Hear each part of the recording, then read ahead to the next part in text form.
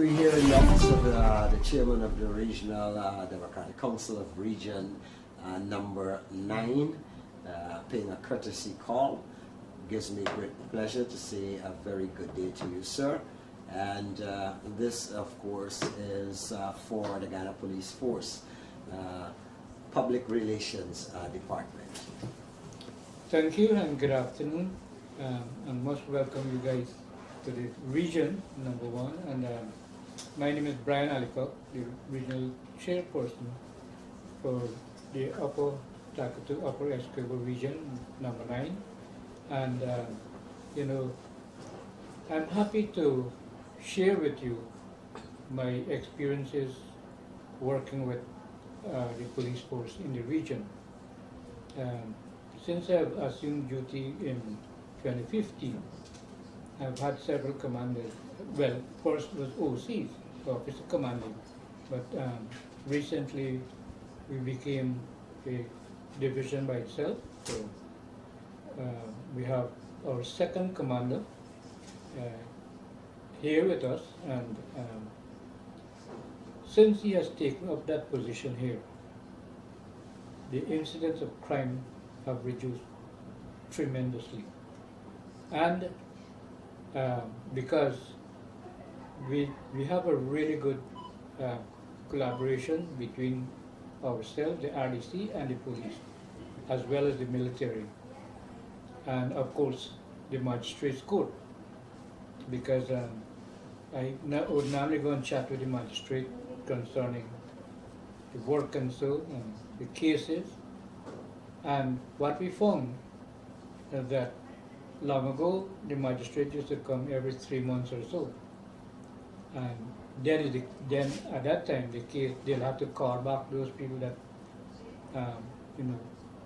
did offensive things and are charged to go in front. But now, the commander is very proactive, right? And if a person gets pulled in today, tomorrow is in front of the magistrate. So, have that being said, is that these guys no longer have to wait and freely, because cases are tried very efficiently. The cases are written up. Very next morning they are tried, good, and then sentenced to whatever. And he has made an impact, and I'm happy that some members that have his staff, plays a great role, work along with him. Recently, early in the year, we have had the outreaches. He started since last year to have that community relationship being built back for the police within the villages. So he started it, and then this year I continued by inviting him and his team to be part of my outreach also. And we made an impact in that year before the last, people never used to come forward in the rape cases, the child molestation and so, they never come forward because they feel that, they can be interrogated just like the offender. But, since we started our program, Miss Bourne, Sergeant Innes, Sergeant Bishop, the other lady, where's her name? Right? So those are the people that we go out with, and of course we have our drivers, and then Sergeant Bernard within the regional structure.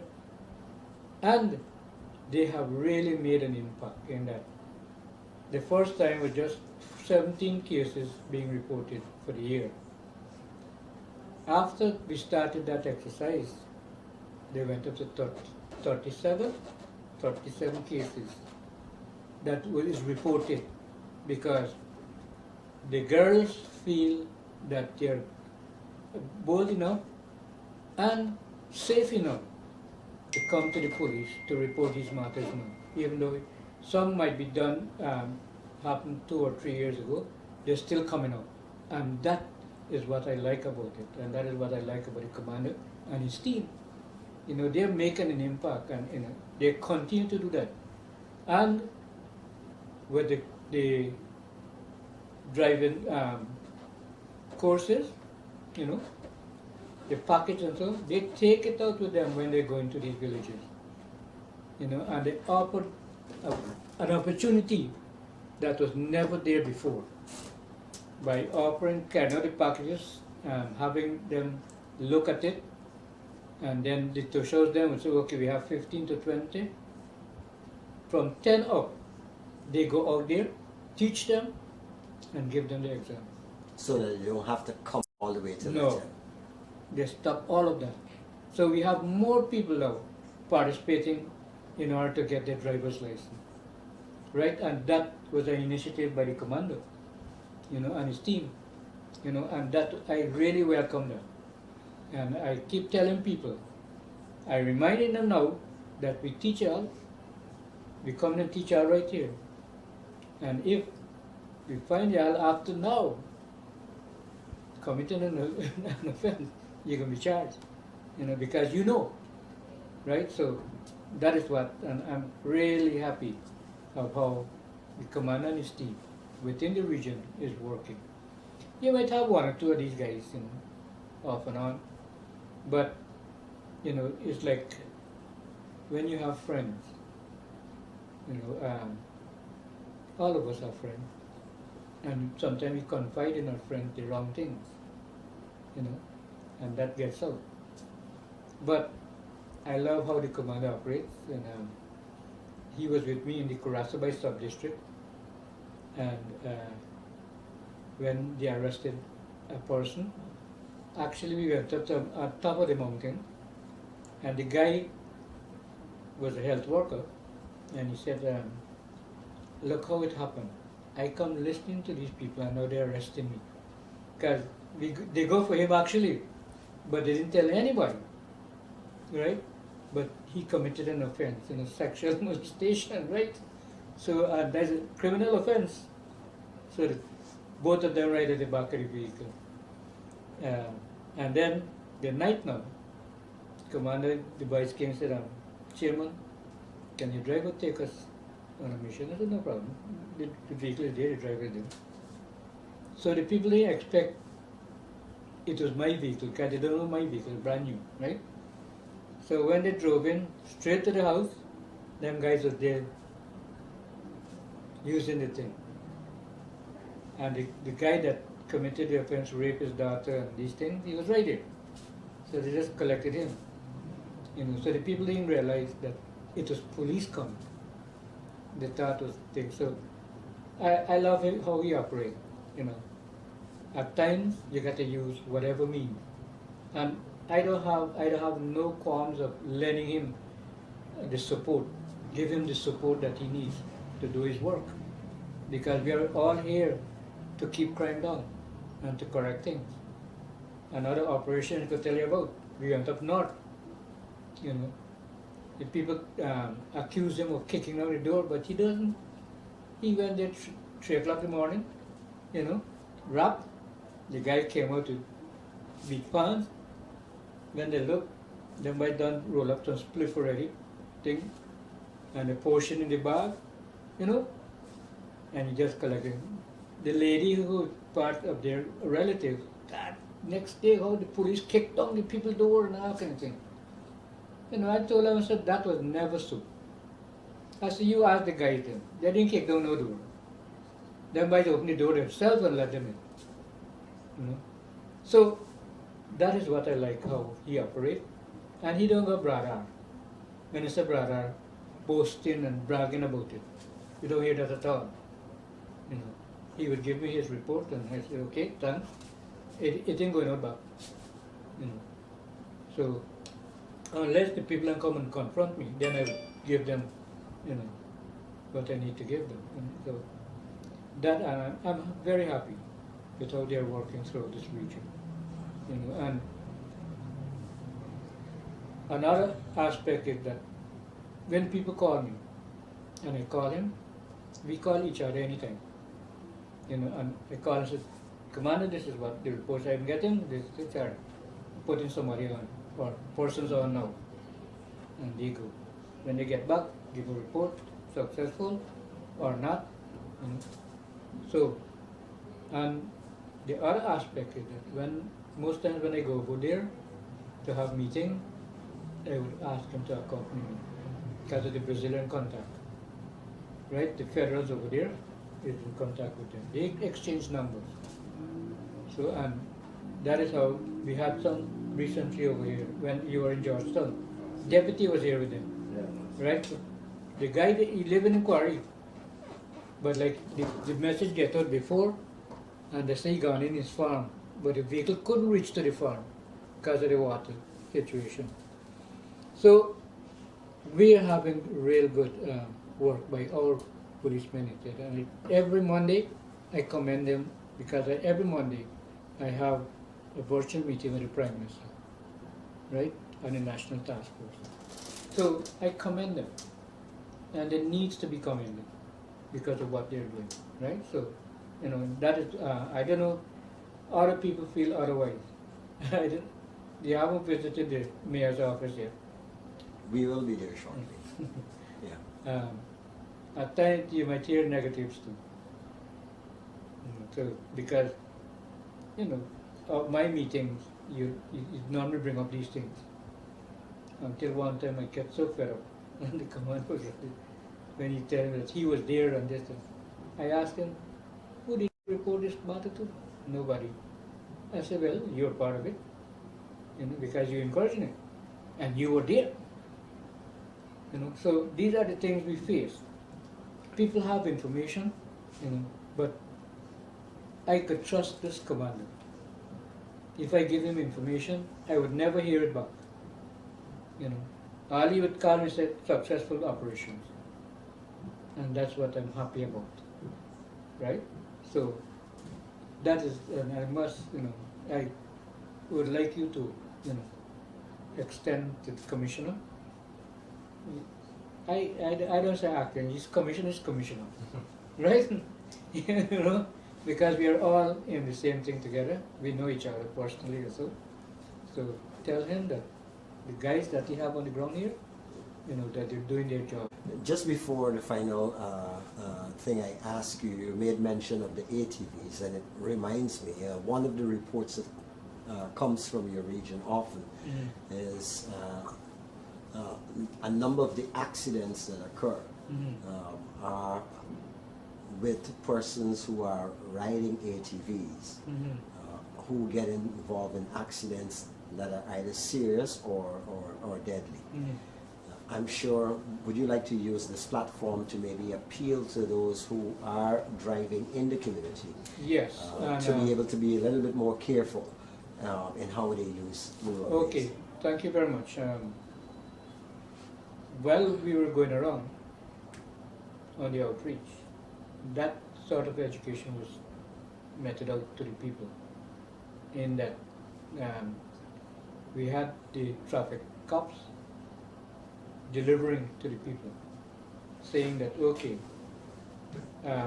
I remember at Christmas time, the doctor called from Anai, said, I said, what happened there?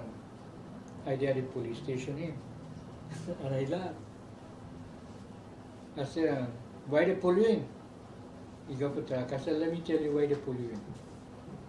They pull you in for not wearing helmet, right? He said, yes. I said, you're wearing the helmet on your elbow, not so? He said, yes. I said, well, speak to the police, don't call me. You know the right thing, do the right thing. So I'm appealing to the public. Every day they have the road safety talk with the police. The police does it every morning, right? And, they ask the same question you ask, right? What do we tell the people? Simple. Practice the things you were taught and be on the safe side. Save yourself and save other lives. The other day, the guy that died recently in front of thing there, on the main, he had no helmet. and probably he was high or something. He hit the barranco light with the thing and slide from there and went. You know. So I'm appealing to the public. Make sure whenever you're going on a motorcycle or even bicycle, use the bicycle. They have these bicycle helmets, you know, the push bikes, right? Use those, but not for the motorcycle. Use the motorcycle helmets, you know, to protect yourself, protect your loved ones, and protect others. You know, the guy recently, I went to his wedding in the morning. In the night, he died. Not died. He had the accident. He didn't have no helmet, but he didn't come back to live because he went to Georgetown. Yeah. They put him on the machine, and they had to pull it. Didn't come back. The other one now, in the trail going in Irocramo, he fly over a timber, speeding. He's still in hospital in Georgetown. No helmet. And when I keep driving in this community, I see people. Both of them, no helmet. So sometimes I stop them. I say, if the police stop you, what are you going to tell the police? You're not riding without helmet. You're going to say the police bad. You know? I said the police, but the police got a right to lock you up because you know that you're supposed to have a helmet and your pillion rider have to have a helmet. So I'm pleading with the people within this region. We have a lot of motorbikes, and a lot of them, as them boys, it's hot. But, you know, I remember recently my driver was telling them boys stopped a guy by Kumudir, the bridge. So the guy old boy coming out, but stop. So them boys asking, this bike hot? He said, officer, touch it, it's hot, I just ride it. Yeah, so these are the things you face, right?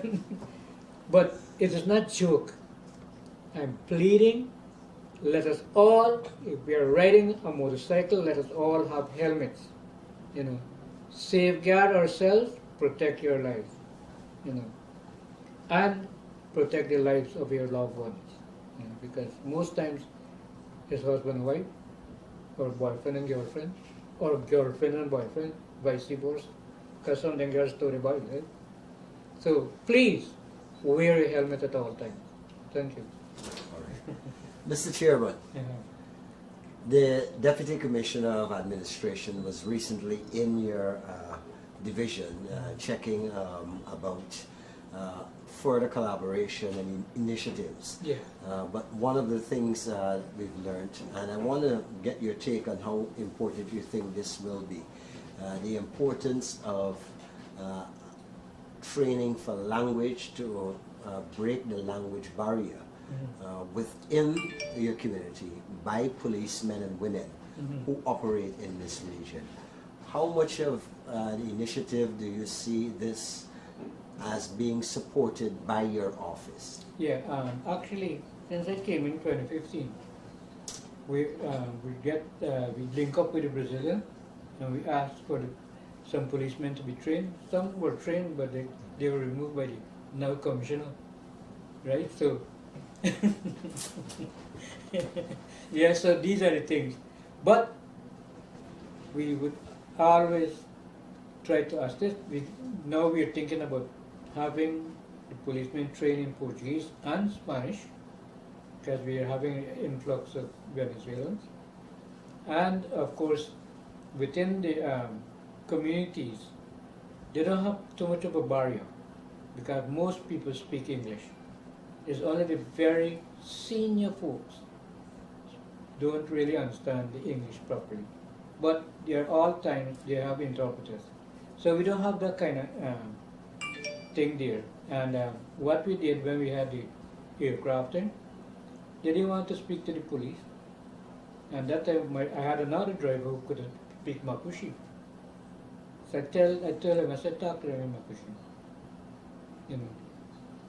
And when he started talking, everybody started talking. So I tell that time Eddie Collins, he was conducting the investigation with the aircraft. So I say, you know, Brigadier, you got to let these guys talk and they'll translate and give it to you.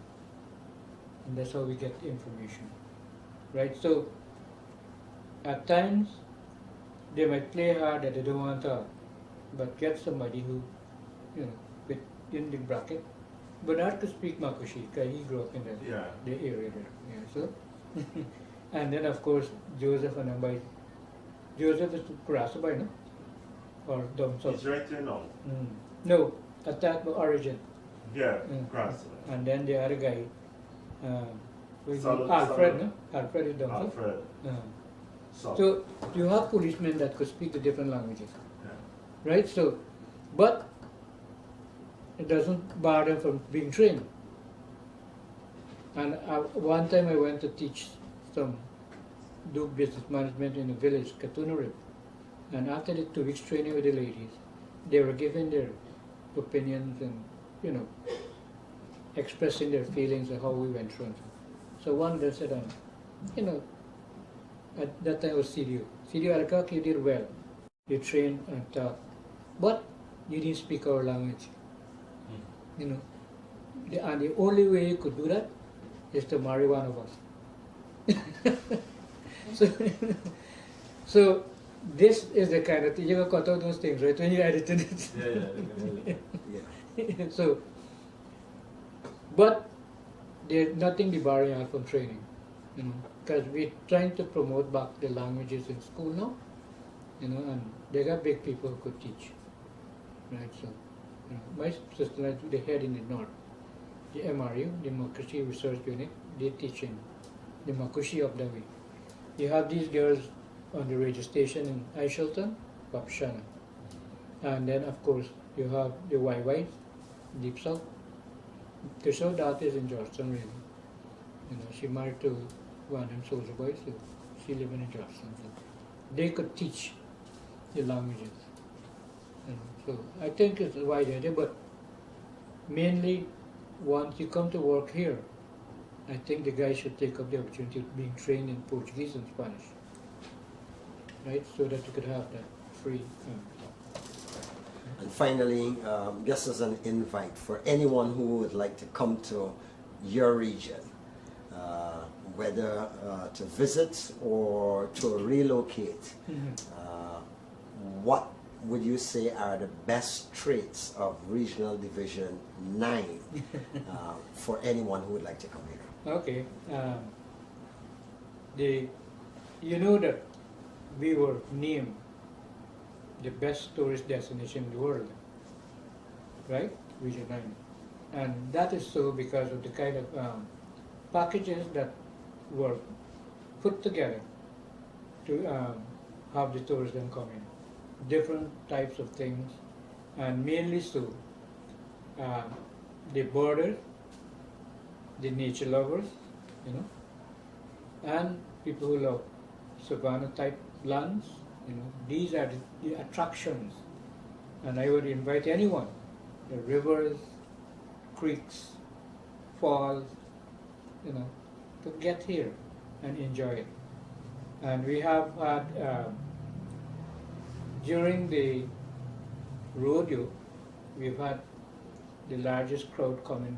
We have had people from New Zealand coming across, Australia, visiting us here at that celebration time. Well, of course, the Brazilians would flock over here during that time. And then, of course, in the north, we have the sports fishing. And people do sports fishing, the peacock bass, which is the Lukanani, and the arapaima, the largest sweetwater scale fish, right? So those are the things attractive, and nature trek, canoeing, all these things. Different tourist operators do different things, right? So they could choose wherever they want to go. And we're expanding in the township. We have this lot given 500 house lot so far for the year, and then we get the next 300. Yeah, because we're doing 800 for this first phase, and at the moment the contractors are developing infrastructural work, roads, drain, pipelines laying, and soon to put up lantern posts so the lights could go in. So, you know, I keep telling ministers from since the past administration to now, you know, you're free to come. You want to retire in a peaceful region, a quiet region, you could come to Region 9, you know. So, you have had a lot of people, and then of course, we're looking at the industrial area where we're going to develop. And we've had a building constructed to use as an incubator, where these small businesses would occupy spaces, develop the products under the eyes of the tourists, and have their thing being displayed in front of them in their glass cases. So when they finish the product, they put it in there to be sold. So, you know, we're yet to reach that stage, but we have everything on ground, connectivity and everything there. So I don't know when Minister Waldron, she's in charge of that. I don't know when she's going to open for these guys to bid for these things to get in there. You know. So because some large companies indicated their interest, but it can be very costly for them to bring stuff here and then carry back.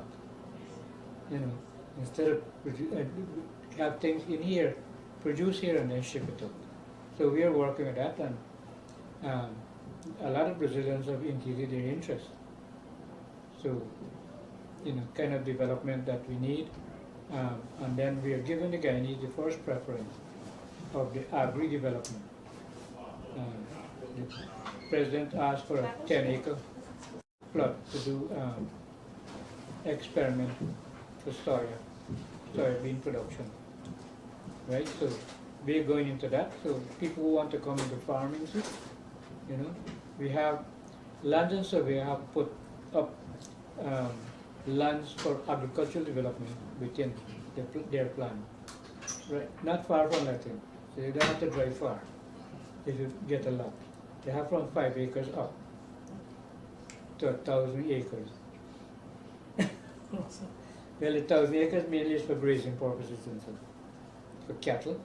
So that is what I would encourage people. You know, we are open, develop our own country, right? So you don't have to be in Georgetown all the time. Come out. As I tell tourists, I said, this is the beauty of Guyana this week, you know, and this is Guyana. So they have that down. So yes, I answered your question. Yes, you did. And on that note, I want to say thank you very much, Chairman Allicock, for sharing a little bit with us. And I certainly hope that the partnership that you've built with the Guyana Police Force will continue to go from strength to Yes, strength. it will. Yeah. Yes, and everybody loves this command. Tell you that. Detective Fitzgerald. Yeah. Yeah.